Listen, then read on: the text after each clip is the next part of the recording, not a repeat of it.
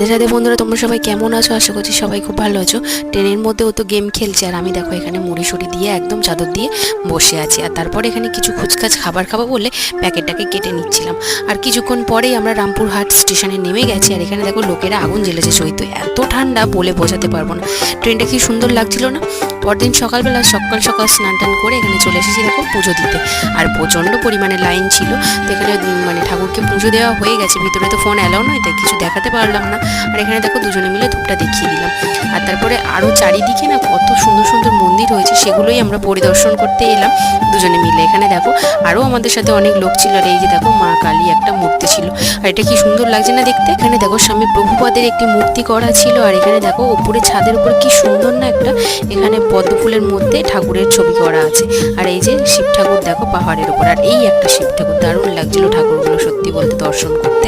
তো এখানে আজকের মতোই টাটা, কেমন লাগলো জানি।